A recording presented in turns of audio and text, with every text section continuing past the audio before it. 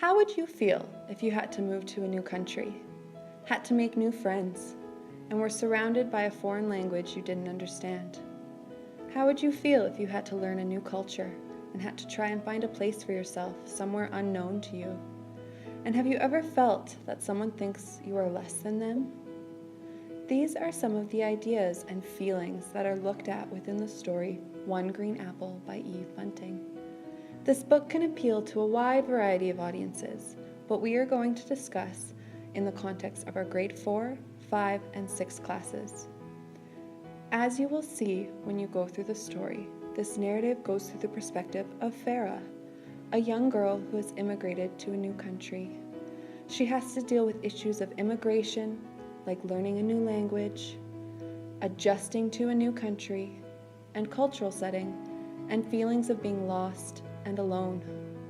When you read this story, prepare to delve into the mind of multiple characters that affect the journey of Farah's self-acceptance. This story is illustrated by Ted Lewin.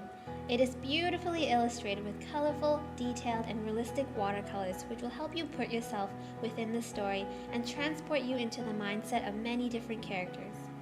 When you dive into the core of this narrative, you see Farah going through many feelings, from feeling lost and alone to feeling as though she can become an integral part of her class. As you go through the story, I challenge you to think about what these illustrations say about the relationships and the social dynamic within this class. Think about how does the illustrator use illustrations to enhance the feelings of the characters throughout the story.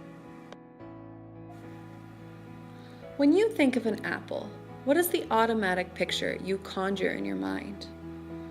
What does it mean that the vast majority of people would say round, big, red? What does it mean that Farah chose something different, like a little green apple? What does this represent?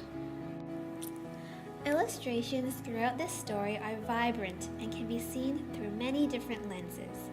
While reading the story, we directly feel Farah's emotions, but we want you to see if you can feel any other character's emotions, like the teacher or the other students. How do you think they are feeling? What do you think they are thinking?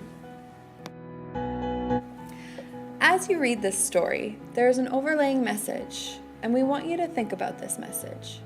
Who benefits if the message is accepted within schools and society as a whole? We leave you with the idea that in our society, we have many different languages that sound similar and different. But Farah sees and learns that laughs sound the same as home. What makes this so important to understand? Now that we have gone over the ideas of One Green Apple, we challenge you to read this book and think about the questions that we have discussed.